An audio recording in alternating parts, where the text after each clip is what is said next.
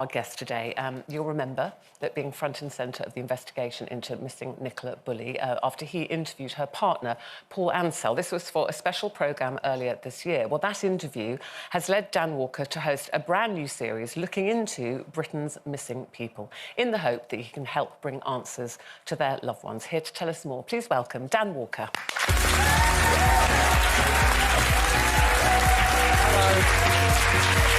Are you all OK?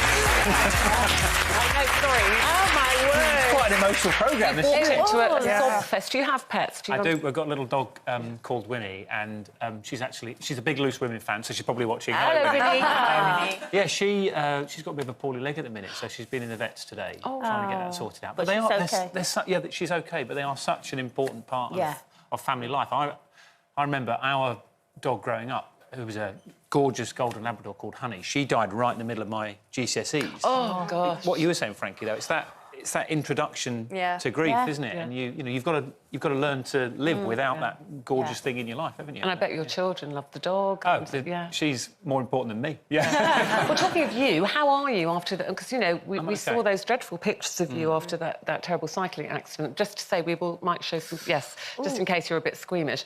Looks awful, but you have to say you look good. Either you've got very good makeup on or you're healing. Your makeup artist is excellent. No, I still can't feel a part of my lip, and I've got a bit of a lump on my hip, and I might have to have this tooth out because they're slightly concerned that I might have lost blood supply. But I'm OK. I'm really thankful that I haven't broken any bones.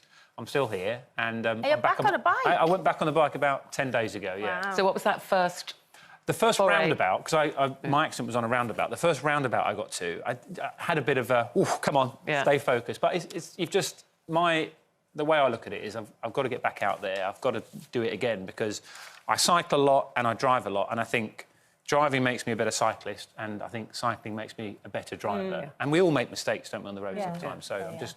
Well, we're glad you're OK. Thank you. It's lovely to be here. Yeah, you're here to talk about this new series. It's the Channel 5 series, Vanished, The Hunt for Britain's Missing People. Now, this came off the back of the special you did, Vanished, Where is NicolaBulley, didn't it? Yeah, and I think that was a programme where, you know, everybody remembers that case, don't you? And there was such a media focus on that, and so many people interested in what happened to this poor woman. And I think... in doing that programme and in speaking to Paul, what really hit us, all the people who put that programme together, was the number of people who got in contact and said, what about my sister? What about my dad? What about my cousin, our uncle, you know, our loved one who's also gone missing? I mean, thousands. When you look into it, you've been on air since 12:30, right? So every 90 seconds, somebody goes missing in the UK. So that's over 20 people since you've been on air today. Wow. And I think the NicolaBulley case got that really tight and important focus for the family. But I've stayed in contact with the family, and they're really happy that we're doing this programme now because they don't want anybody to go through the tragedy that they've been through. And we're just trying to shine a light on some of these thousands of cases of... You know, imagine it in your own family, somebody that you love who, for whatever reason, has just disappeared, and you are desperate to find out answers to where they are. Are they OK? And... the fact that there's no programme like that on TV, it's going to be a live show. You'll have a phone team so people can call. The only thing is, you said about, you know, that Nicola's case brought so much attention. Some of it was the wrong attention. There were a lot of armchair detectives, you know, sometimes interrupting the police investigation, people putting things on TikTok, all their theories. Is there a concern now that so many people are very interested in crime dramas are such a popular genre now, that people get too involved, perhaps? I'm really glad you said that, because that was a concern that I had as well. And I think we're trying to do it really responsibly. And we're talking to the police. We've got every single programme. We'll have Palm Sandu, who's a former chief superintendent from the Met Police. We also have a representative from a really important charity called Missing People on every single programme. As you said, it's like a live incident room studio, essentially, where there'll be people manning the phones too. And we are just looking for facts for those families and for those loved ones who just want to know. Because when you speak to these people who are missing a loved one, all of them say the same thing. We just want to know if they're OK. And also...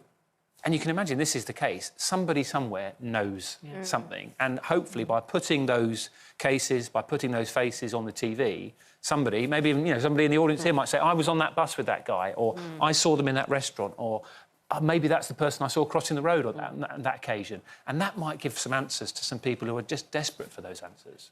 Well, I'm really interested in the subject because quite a few years ago I developed a series for the BBC on exactly the same subject. But during the course of my research, I discovered that not everybody who you will find wants anyone to know.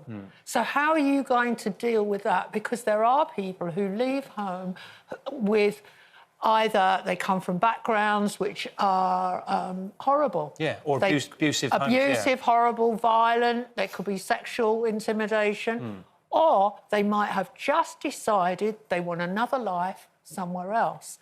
And we know that even in unsolved murder cases like Claudia Lawrence, the girl, the chef that was missing in Yorkshire. We'll feature a historic case as well, so Claudia Lawrence. Yeah, well, Claudia Lawrence is an amazing case because they've interviewed all the men she knew, they've interviewed every possible suspect, and then you come to the conclusion you've got no body, no clues, nowhere, and millions of pounds have been spent. There is this other theory that she might be alive and just not want to be found. Do you know, when I went to go and see the charity Missing People, that's actually the first question I asked. What about that right to go missing? Because, you know, you can imagine as well, from a charity point of view, sometimes they will be dealing with the person who has gone missing and has contacted them confidentially, but also the family who are looking for that missing person. And they've got a real duty of care then, because we all have the right to go missing. We have the right to go off the radar, to, you know, go dark, if you like. And I think that is an element of the whole sort of missing people debate, which we will be touching on. But if that's the case, then you could potentially go back and say, look, they have been found and they're fine, but they just don't want to... And that's often what the charity will do. They'll go back and they'll say, your family member is fine, but they don't want to be found. They don't want to be found. But at least they know. At least they know. And I think that's probably the thing that was rattling around your head when you were thinking about it. I mean, I think that this isn't anything new, this idea of finding missing people, because what triggered me was the fact that at the time I was researching the programme, the #1 factual programme in Italy at the time was a programme called Missing, and it was on Saturday night. And in that programme, they used technology to age what the people might look like. So obviously now we have technology's really, really moved on. So you can actually computer generate what the people might look like. I think the vast majority of people are found within 48 hours. Yes. But, we've on our first show this Thursday at 9 o'clock, we're dealing with a guy called Finn Creaney. Now, it's a year since he went missing, and his partner Lucy's on the programme, and she talks about the fact that they've got a 10-month-old son who has never met their dad. You can't even imagine it. How do you have that conversation? They walk out the door one day and don't come back. Yeah. And nobody...